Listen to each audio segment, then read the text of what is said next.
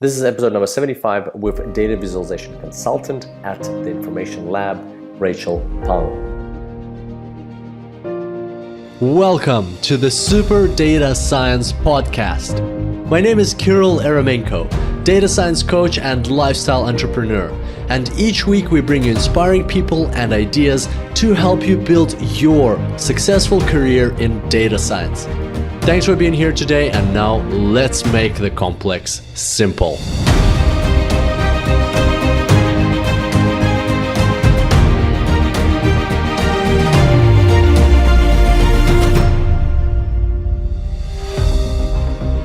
Hello and welcome to the Super Data Science Podcast. Today we've got a success story from Rachel Phang. Rachel is and was a student at Super Data Science on our courses, and a while back in, I think it was September last year, I spoke with Rachel for the first time, and back then she was still searching for her career. She knew that analytics has value. She was looking into learning SQL. But she didn't know where everything was going, and I was really hopeful that she will find a way, she'll find a path for herself. And today when we spoke, it was so exciting because it's only been 8 or what has it been, like 10 months or so since then, and Rachel has completely transformed. She's got a very exciting job. She's a consultant in the space of data visualization at the Information Lab, which some of you may have already heard about. She's using Tableau and Alteryx to drive significant value to different organizations. She's learned so much, and she's super excited about the future. So it was a great catch up, and I can't wait to share all of this with you. And of course, in this podcast, you'll learn about Rachel's journey. So she'll tell you about how she went from where she was some time ago, and from her previous career in finance to where she is now. You'll also learn about Tableau and Alteryx. Of course, we'll go into more detail and depth on what the Information Lab is, how they're set up, what the data school at the Information Lab is, and Rachel will give you some tips on how you can get into or how you can apply for the data school as well. And finally, I find that this podcast is a great example of a very inspirational example of somebody who really wanted something, and then they just put in their effort and time into it, and eventually they got it, and they got a great career, and now the world is their oyster. So I'm very excited to share this with you, and without further ado, I bring to you Rachel Phang, a data visualization consultant at the Information Lab.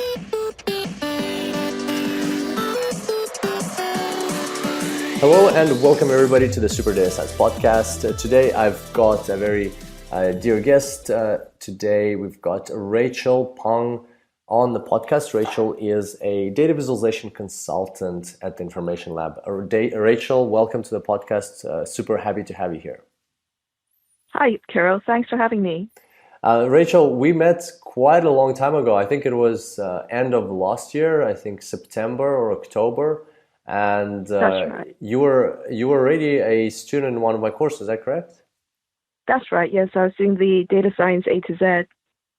Oh yeah, that's correct. And and so it was very interesting to chat to you. Then you told me about how you were looking for some opportunities in the space of finance, as far as I remember. And then you came to understand that data science is a very important element in today's job marketplace. Is that correct? Tell us a bit more about what you were going through back then.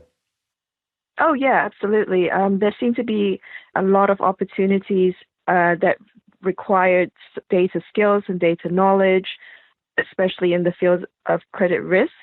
There were a lot of opportunities for people with SQL skills in particular.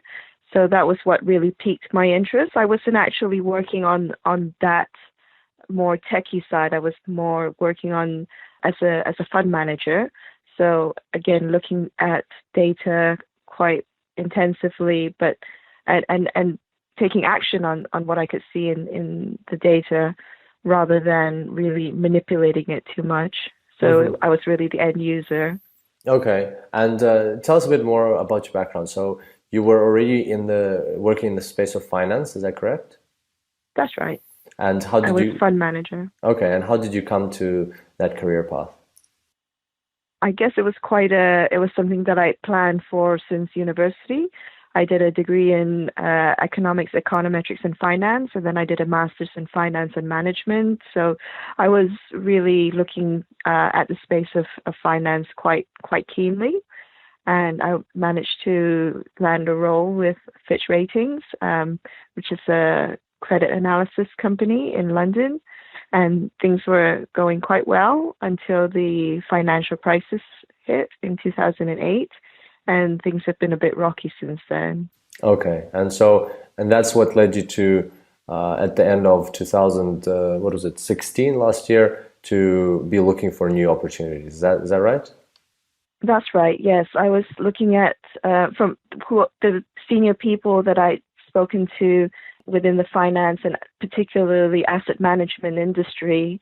It didn't seem since 2008 to be such a hot area, such a growth area. There was a lot of regulation, and jobs seemed to be definitely not growing as much as they used to be. So I was really looking to move into an industry in a space where there was growth. Obviously, I'm not looking to retire just yet. So obviously I'm thinking of a long-term career plan. I'm looking at something where there will be opportunities in the future, where I can grow and, build up my skills.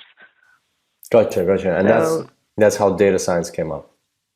that's right. Yes, there's a lot of hype from the research that I could see about data science, and obviously there's a lot of hype continuing now. Mm-hmm. And I thought that given my background in analysis and statistics, and again having been the end user of all this data, that it would be quite a natural sort of sideways movement to move into data. Okay, makes sense. And now let's fast forward 8 months, or it's almost been like 12, or so it's about like 10 months up until now. Where are you at now? How has your career and search for a career changed, and where has it brought you? So I've actually managed to have a role as a data consultant, and the way I got into this role was quite interesting. After having taken the Data Science A to Z course, which was what really opened my eyes to a lot of different software packages and different tools out there in data science, one of which was Tableau. I was living in Birmingham at the time with my parents, and there was a Tableau event that Tableau held in Birmingham, and so I managed to. Yeah, it worked out well.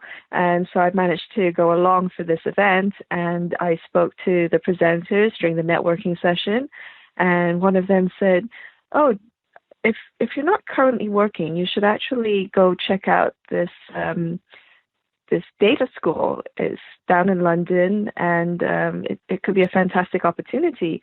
What they do is they offer paid training, and after training you for 4 months in Tableau, you're learning from Zen masters." And this was from a Zen master himself. So, no, it wasn't a scam or something, even though it sounded a bit like a scam. It was almost too good to be true. But they offer paid training. It's a fixed term contract. And then you go out and work with clients. You help them with their data. You use Tableau every day. You get really good at it. And at the end of that, the world's at your feet. So I thought that sounds like a good idea. That's so cool. So yeah, it was really cool. Just to recap, you took the Data Science A to Z course, then they happened to be, and then there you learned about Tableau, which was one of the tools in the course. Then there happened to be a conference or like an event run by Tableau in your city, where you met a person during a networking session who told you about this data science school, which you thought was a good idea, and you went to check it out. What a chain of events that led to where you are. That's so crazy. Yeah, it all happened within, I don't know, a couple of weeks, really.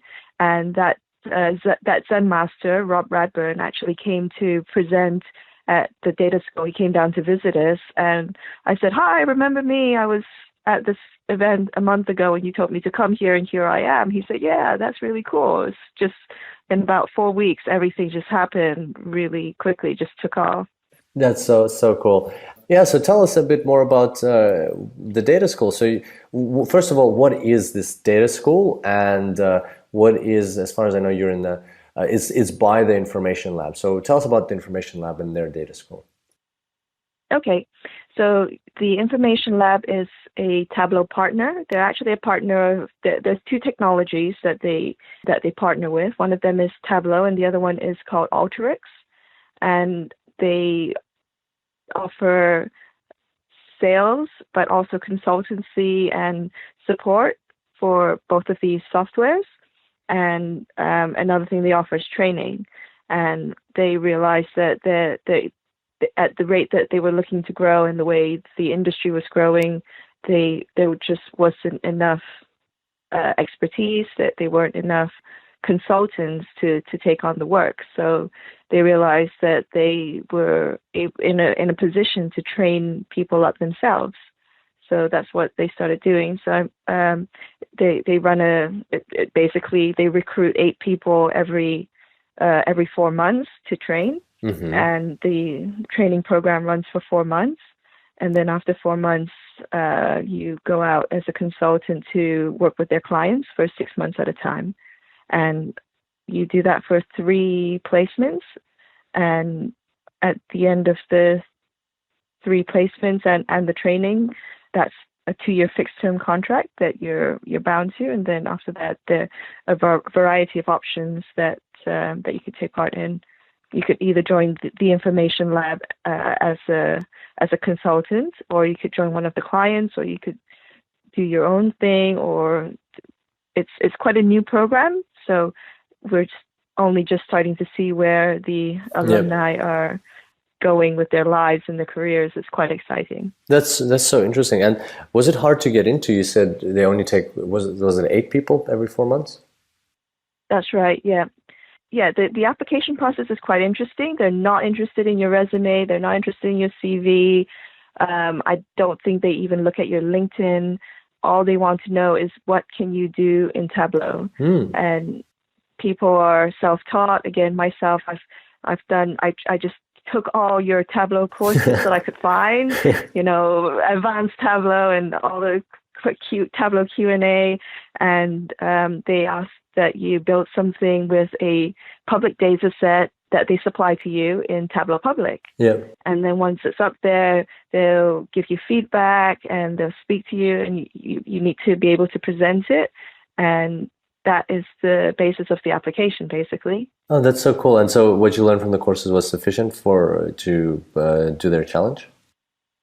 Yes, I would say that from what I learned from your courses, that was really helpful. And I've since spoken to somebody who's actually in training now, who's in the current cohort of data school, who also said that he used your Tableau and advanced Tableau courses on Udemy to help him prepare for his data school application. So thanks for getting us in. thanks for sharing. That's so cool. I'm so excited. I didn't know that part. That's so interesting. And so you've been in this data school for how long now? I've been working with the information lab for 6 months. So 4 months has been with the data school on the training, and then I've been with the client now for 2 months. Okay, that's really cool. On my first placement. That's very cool. And so, can you share a bit more details about this client? Is that okay? Not too confidential? Yeah, that's fine. They actually provide services to the shipping industry. They've been around for a long time. They're called ISS, and they're basically shipping agents, and they have a lot of data on ports and just things that get shipped around the world. And again, given that they've been around for about, I think it's 150 years. Oh wow! Obviously, not all of their data. We're not going to go back in time, but they have really established connections. So it's really interesting to look at some of the movements of goods and and ships around the world, and seeing that side of things that perhaps a lot of people don't really think about too much on a day-to-day basis, and being able to create data visualizations in Tableau, especially with the mapping abilities of Tableau. That's quite cool. That's so interesting. And such a big shift from a career in finance to a career in data visualization, where right now at the moment you're doing visualization for a shipping company. How does that make you feel? I'm really excited. That was one of my main pushes to move into data, that I felt, well, I've been working in finance for 8 years. I've been studying finance for 4 years. That is obviously, that shows you one view of the world, and that does cross industries. But to cross industries in such a much more hands-on way as a data consultant, that's amazing. Yeah, that's so cool. And so how long does this placement last for? And when do you already know who you're going to go on to the next client? This is a 6-month placement, and I don't know yet where I'll be moving on to after this. Mm-hmm. Okay. Well, I'm sure it's going to be something very exciting as well. And and is it correct that you're going to have like total 4 or 5 placements during these couple of years? It's 3 placements because they're quite long. They're for 6 months each. Okay, and then after that, you get to choose if you want to stay as a consultant or go join one of the clients, or let your career take you wherever. That's right. Yeah. That's so cool. Okay, so that's very interesting and very exciting for you. Definitely, very excited about that. Tell us a bit more about what you learned about Tableau. Well, first of all, for those of our listeners who don't know what Tableau is, maybe let's start there. What is Tableau in a nutshell? It's a software that allows you to see and understand your data. Yeah, that's their mission. I think you just quoted the mission. I guess, yeah. But I think that says it quite clearly. I think that's I can't say any better than they say it themselves. Okay, and why would you recommend somebody learn Tableau, or what would you say to somebody who's used to visualizing data in Excel? I would say it's like you really take off with Tableau. If you're from an Excel background, most of us are from an Excel background, and suddenly you feel like you can fly with Tableau. I think a lot of the capability of Tableau, a lot of the speed, even just working with the size of data. I think now Excel has the ability to deal with like 1 million rows of data, whereas I think, I don't know how many rows Tableau can deal with, but definitely I've worked on data sets that are much, much bigger than 1 million or several million rows of data. Okay, and I personally also totally agree with that. I think Tableau just has, it's a tailored tool to visualization, it has much better capabilities in visualizing data than Excel. Okay, so Tableau, and tell us what you learned about Tableau in those 4 months, because it's great to take courses on Tableau, but in 4 months you probably learned so much more. Can you share a few insights from there? Sure. So aside from Tableau, the other software that we use is Alteryx, and you often quote this statistic that I've requoted, that when you're doing data analysis, the reality of it is that you spend probably 70% of your time doing the ETL component, right? The extract, transform, load. Maybe you're doing it in Excel, maybe you're doing it in SQL, and it can be quite tedious. It can be quite challenging, and Alteryx is one tool that tries to address that, and it's drag and drop. Like it works quite well with Tableau. You're not expected to know much programming. Maybe if you want to do some if statements or logic Boolean statements, so that works. But basically, you drag and drop these icons, and they create a visual workflow where you can transform your data, and you configure each tool as you go along, and it gives out your data in a format that you can then put into your visualization tool, in this case Tableau, and it's in the right shape for you. Okay. To start visualizing. So that's quite cool. we mostly use it for, or I've mostly used it for data preparation in that way, but it's also got some really cool capabilities, including spatial. So you can look at maps and distances and drive times and those sorts of functionalities. But one thing that I think your listeners would certainly find interesting is that it's got predictive tools as well. So by predictive, what they mean is, I'm just going to open my predictive tool set now in Alteryx and go through some of the R tools that they have. Basically, it's built on R, and I've got an icon for decision tree. I've got an icon for linear regression, support vector machines. So you can drag those in, and rather than writing out the R code, you can run your data through them just based on how you've configured it within the workflow.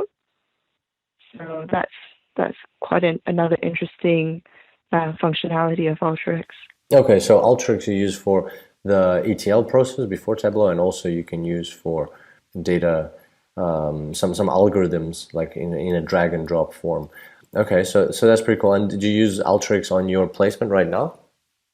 Yes, I use it hand in hand with Tableau. So as I'm going through Tableau, I think, I could really use this in a different format. Or the client recently, what I've done is the clients come back and said, can we look at this with this other column added in, and then you can go back into Alteryx and join that back in into the data, and then bring it back into Tableau and visualize it again. So that's quite a good functionality. Okay, and I don't think I've used Alteryx before, or definitely not in depth. Is it a tool that you can use without Tableau, or is it something that you need Tableau to use Alteryx? No, you can use it completely independently from Tableau. Okay, that's really interesting. Okay, that's very good. And also you mentioned, I think, that you've taken the Tableau exam. Is that right? That's right. So Tableau's got 2 levels of exams. It's got the QA, which is the Qualified Associate exam, and then it's also got the Certified Professional exam. And the Certified Professional is quite advanced, actually. There are a few people who are very experienced with Tableau at the Information Lab who have taken or are taking that exam. But as part of the data school, we're all expected to pass the easier exam, which is the Qualified Associate exam. And that is a 2-hour long open book exam. So you can Google anything, which is interesting. And it asks you technical questions, which are multiple choice. And it also asks you some kind of more theoretical questions about Tableau. So, and that includes Tableau Server. So that's something that we're all expected to pass by the end of the first 4 months. I think one cohort, they were all expected to do in their first or second week or something. So that's interesting.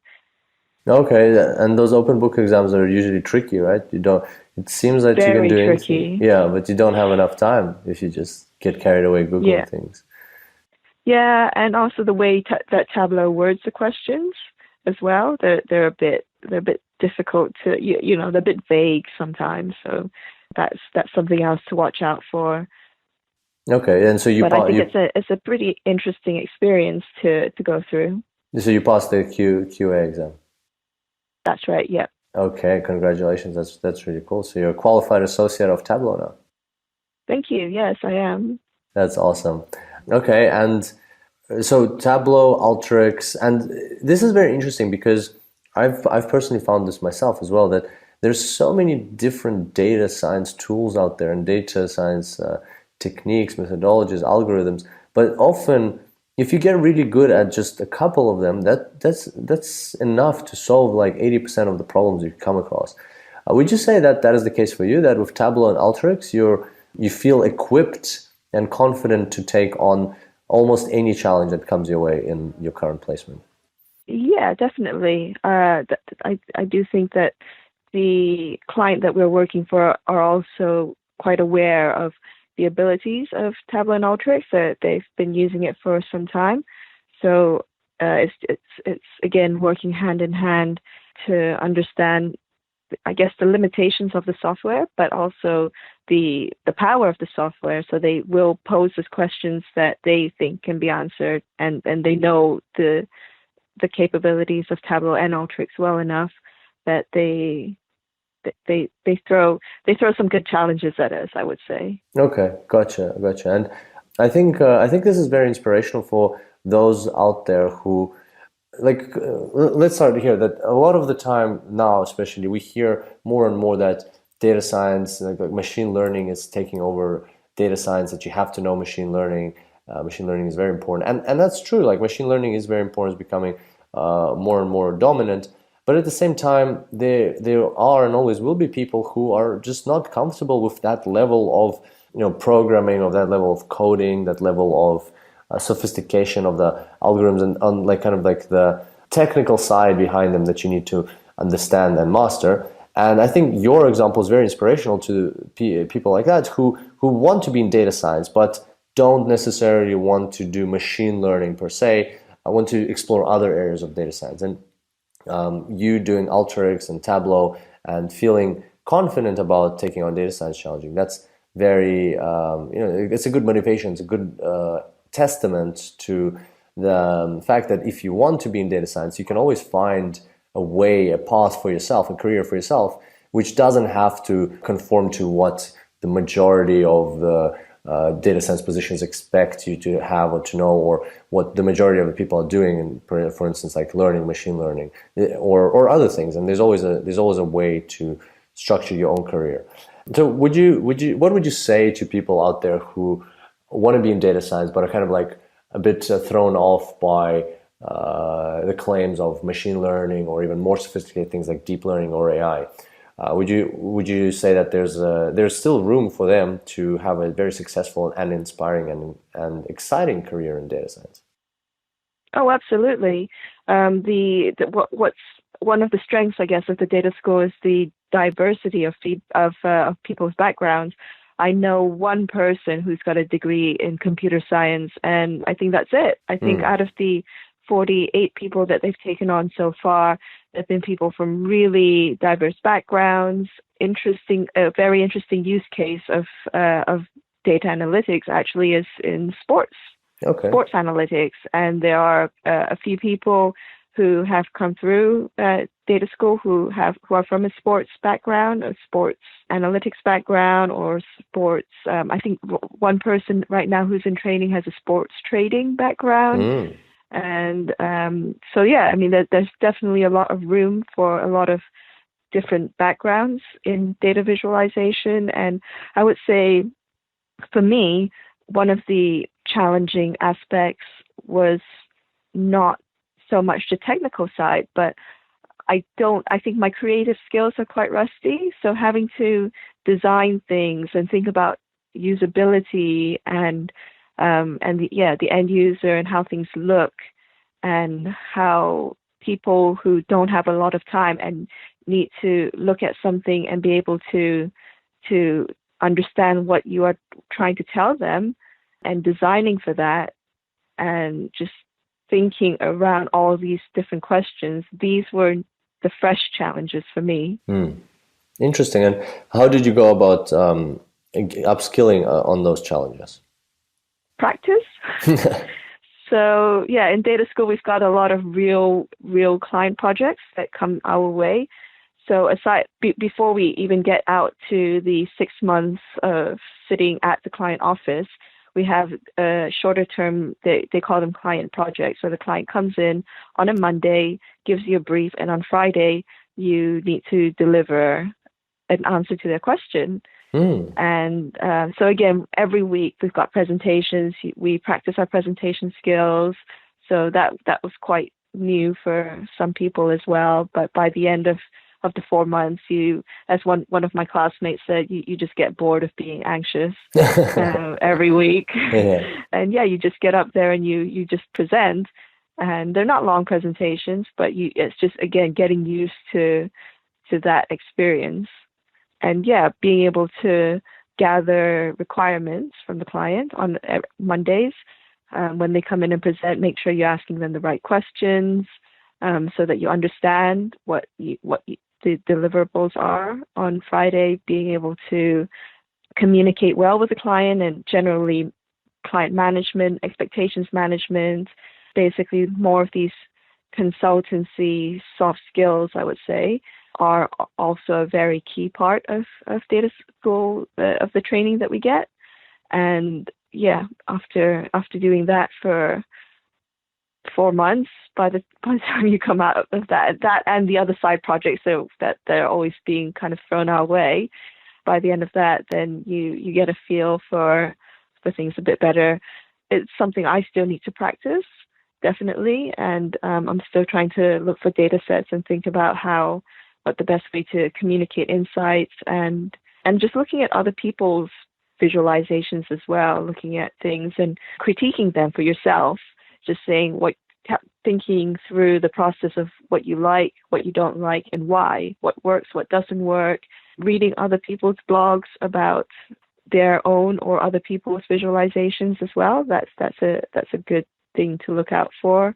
The head coach of the data school, Andy Kriebel, he actually has a community project that he calls Makeover Monday, and he runs that every week along with a lady from a company called Exasol called Eva Murray. And every Sunday afternoon, they publish a data set to the website, and it's just open to people all over the world, and they download it, and they have, over the week, everybody create something and they post it on Twitter with the hashtag Makeover Monday. And then at the end of the week, either Andy or Eva will do an analysis again of everyone's had the same data set, everyone's come up with a completely different take on it. This is what we liked, what we really liked, and this is what we want to see more of. I don't think they give too much negative feedback because it's really targeted at encouraging people to participate, and it's quite a good way to learn, I would say. So anybody can participate in that? That's right, yeah. Just go over to the Makeover Monday website, download the data, and then make something in Tableau Public.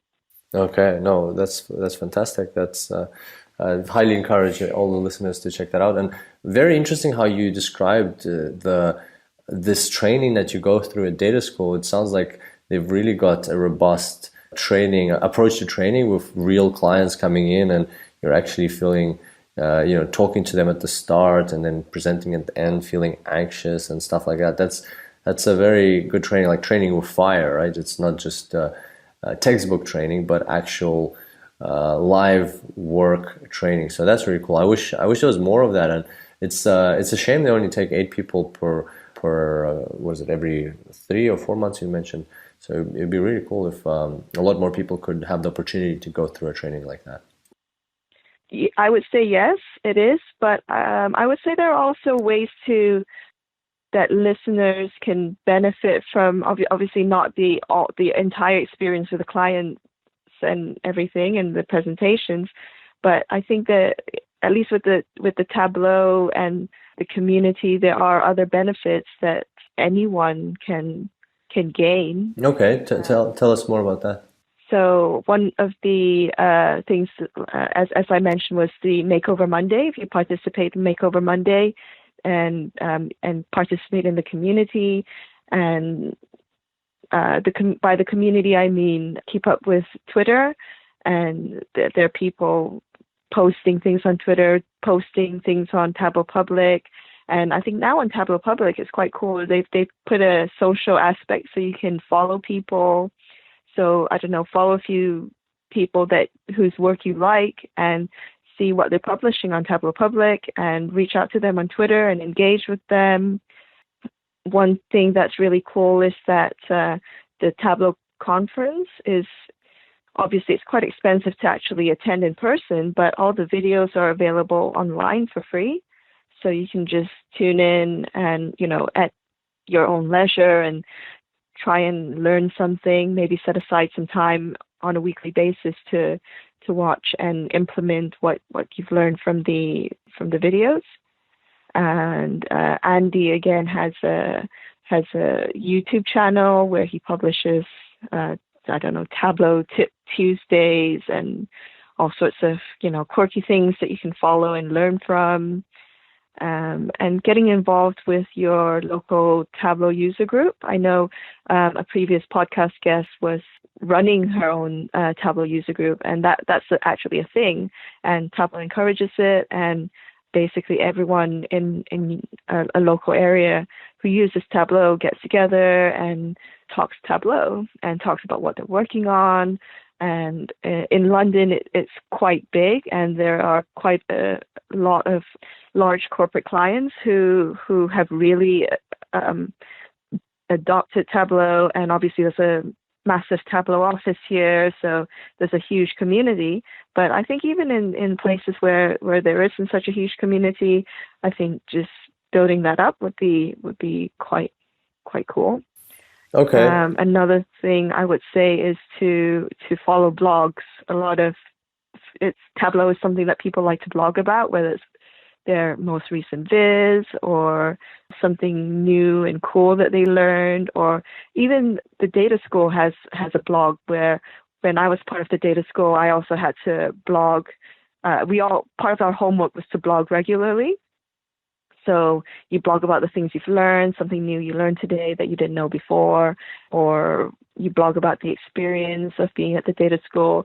There are just a few different topics that we're given or guidance to on blog posts. So that's something that you could follow as well. Okay, that's really cool. So you mentioned quite a few things so far, like for instance, the community, the blogs, the meetup groups, the Makeover Monday. So that's really very valuable sources. But out of curiosity, what has been the most valuable source for you personally? What has, like you've undergone such a huge transformation from when we spoke back in September till now, and you've really gotten your career on track. What has been the biggest supplementary source? Of course, probably the biggest change came through data school and the information lab. But in addition to that, what has been the biggest second source for you in terms of information and inspiration and learning? I would say probably Twitter. Twitter, interesting. Following other users on Twitter, watching what people are creating and posting. And again, that kind of ties into Tableau Public as well. I follow I don't know how many people. I follow loads of people on Tableau Public, and a lot of them are quite regular.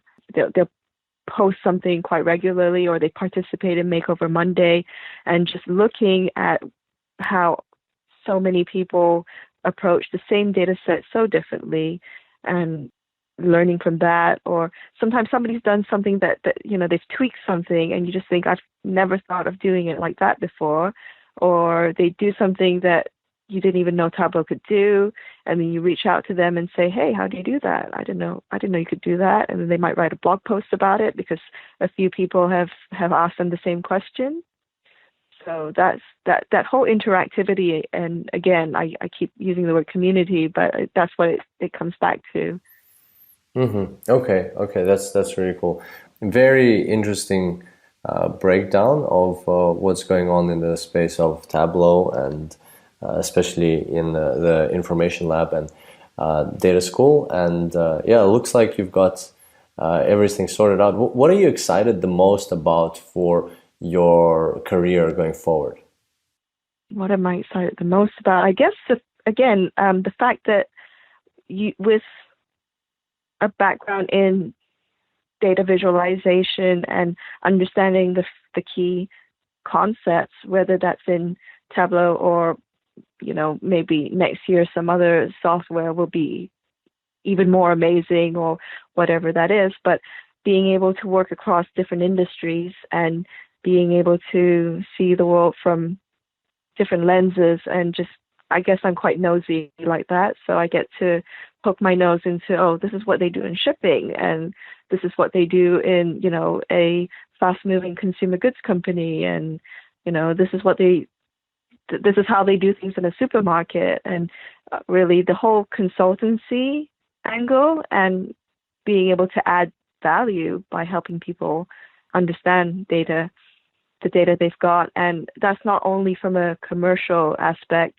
Another thing that's another community initiative that I feel like I should highlight is there's a hashtag, I guess, Data Viz for social good, which is a bit of a mouthful, but somebody out there is publishing a data set of social issues that they feel that need more attention, and they're calling on the community to help them present this data in a way that really captures people's attention. And obviously through engaging with the data set yourself, you learn about some social issues, whether that's education in India or, women's rights, or I think one of the more recent ones was unemployment in Latin America, or I think UN agencies and the work that they do and how they collaborate. So there are a lot of social aspects, I think, as well. And I think that's something that's very exciting about data, that it's not confined to any one particular use, that use it for, as the name says, data viz for social good. Okay, that's very, very inspiring. And the reason why I asked this question was to for this follow-up question that comes now, compare how you felt back then when we spoke the first time, when you were unsure where your career is going to go and what's going to happen, and how you feel now. Can you tell us what the difference is? Because a lot of our listeners are currently in your shoes where you were 8 or 9 or 10 months ago. So tell us what the difference in feeling is. It feels great. I feel much more confident that I know where my career is going, where my profession is going, and I feel like there are so many more opportunities in a way compared to working in finance. This is something where I feel also, maybe this is a bit of a millennial throwaway, but I feel like it's something where I personally feel that I can add value. Okay, and what I want to underline here for everybody listening is that this only took less than a year. This transformation for Rachel took 8 or however many months, but it all boils down to you really need to want it. And as long as you send that energy out there, as long as you're actively looking and working hard on your skills, like Rachel was without a doubt working hard on the courses and learning Tableau and doing practical exercises, and then these opportunities will come up, like going back to that chain of events that led you to the data school. That's a big random chain of coincidences that happened, but it happened because you wanted it so much. You really wanted to have that certainty, and you wanted to experience this amazing feeling of a happy career, of knowing where your life is going, and that's what you have now. And to all of those you listening out there, it's not that hard. It doesn't have to take 10 years or 3 years to become a data scientist. Like a lot of recruiters would say, or a lot of job descriptions say, that you need 5 years of experience in data science to get this job or whatever. It really doesn't. It's not the case. You, as you can see from Rachel's example, within less than a year, you could be in the same position as Rachel and have an amazing, fulfilling, and exciting career in the field that you love and the field that you're pursuing. So that's a very inspirational example. Thank you so much for sharing, Rachel. That's all right. And to add to that, again, definitely keep an ear out for events. Keep an ear out for your network. And you've been speaking about conferences lately, and I know you've been attending various conferences, and I would say definitely approach the speaker, approach other people, network, speak to people, get to know who else is working in the field, and build those connections, because it's I would say it is important that people know who you are, what you're able to do, and they think of you when they think, oh, I need somebody who knows how to do anything in data science. And they think, oh, I know somebody who's very keen, and I know that they've been doing these online courses and they've been improving themselves in these ways, and they've been to these conferences. Maybe I should give them a call. Mm-hmm. Yeah, definitely. Expand your network and make these connections for sure. And I've got an interesting question for you, which I like to ask guests. This one, I'd like to get your opinion on this because you are just starting out into the space of data science. You still are so excited, inspired about everything that's going on. It's a great time to be, and you can take on any challenge. Like, I'm sure you have the feeling that you want to take on as many challenges as you can. From what you've seen so far in data science and what you've learned about data science, where do you think this whole field of data science is going, and what are you personally going to be preparing to anticipate what's coming in the future? I suppose I would keep up, make sure I keep up with what's going on in the field.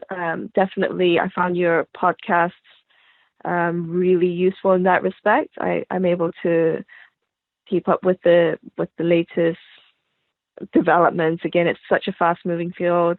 Recently, we've been talking about AI and how that's changing really quickly, and I think that's really interesting. And yeah, just not getting left behind. Yeah, totally agree. Well, thank you so much for coming on the show, Rachel. Very excited that you shared all your experiences. How can our listeners contact you or follow you or find you if they would like to see where your career takes you from here? Sure. I've mentioned my Twitter a few times, so they can follow me on Twitter. My handle is data_Rachel. And I would encourage anybody to join Tableau Public as well. And you can find me on Tableau Public and follow my visualizations, my dashboards that I'm creating that for public consumption, obviously not the client ones. And obviously I'm on LinkedIn as well.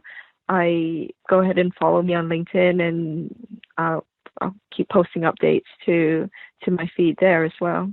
That's really cool. And you mentioned that during your data school, you wrote some blog posts. Can people find them on the data school website? Yeah, sure. If you go to the data school website, which is, we'll provide a link in the show notes because it's quite long.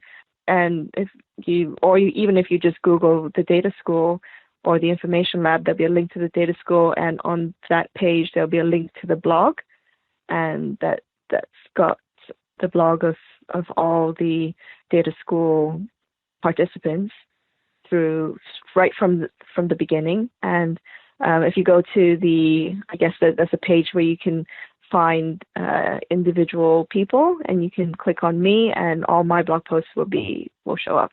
Okay, fantastic. And thank you so much for that. And one final question: what is your one favorite book that you can recommend to our listeners to help them become better data scientists?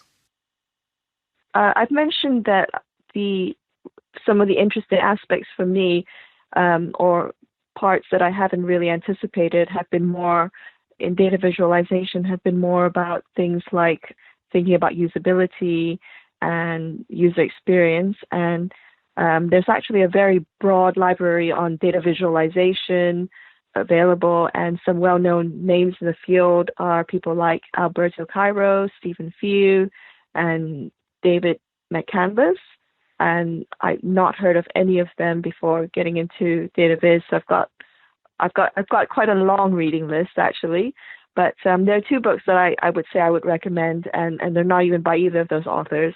The first one is called Storytelling with Data by Cole Nussbaumer-Knaflic. I'm just looking at it now; it's on my desk, and this book is actually given out to prospective applicants at the data school interview. So that's quite an interesting guide, I would say. The subtitle to the book is A Data Visualization Guide for Business Professionals, and it just talks about best practices in data visualization, why a bar chart is clearer than a pie chart, what are some common mistakes that people make, and why they're mistakes, basically, why they might not make your chart or your visualization as clear as it could be. So I think that's a really interesting read. And the other book is actually a very new book. It only just came out this year, and one of the authors, there's 3 authors, and one of the authors was a speaker at that event that I attended in Birmingham, and he was there speaking about his new book, or forthcoming book. It's now out.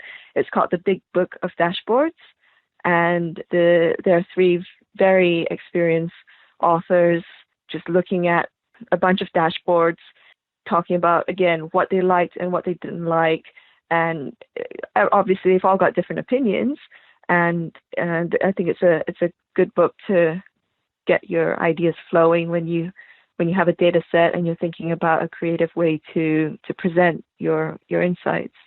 That's really cool.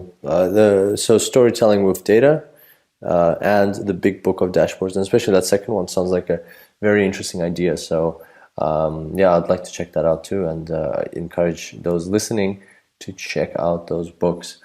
So thank you so much, Rachel, for coming on the show. We're really excited about everything you shared. Yeah, and good luck with the rest of, or not the rest, but wherever your career takes you from here. Thank you, Kirill. So there you have it. That was Rachel Phang from the Information Lab. And I hope you enjoyed this podcast. I found it very inspiring to witness this transformation that Rachel underwent. And my personal favorite was the fact that Rachel has targeted her career in a specific way. She's not worried about learning the things that she isn't that excited about. She's just doing the things she's excited about. She's just learning Tableau, Alteryx. She's just applying those things.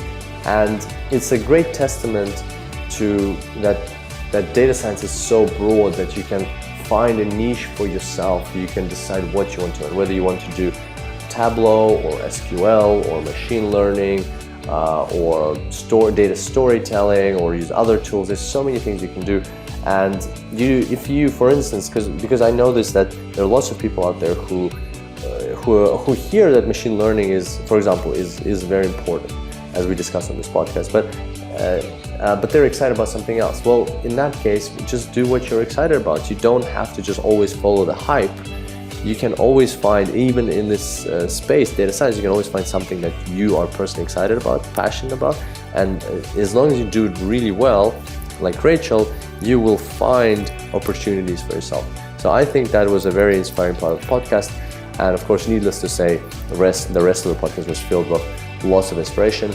And make sure to follow Rachel's advice and head on over to the Information Lab website, check out the blog, learn a bit more about the data school, and then perhaps participate in a Makeover Monday, check the Tableau public website, and sign up for a data science conference. That could be very helpful. As you could see, one event led to a whole chain of coincidences in Rachel's life, and that brought her to where she is now, which is very, very exciting. So we're very happy for Rachel, and hopefully she'll have an amazing career and lots of success in the coming months and years. And hopefully you will too. And on that note, as always, you can get the show notes for this episode at www.superdatascience.com/75. And thank you so much for being here. I look forward to seeing you next time. And until then, happy analyzing.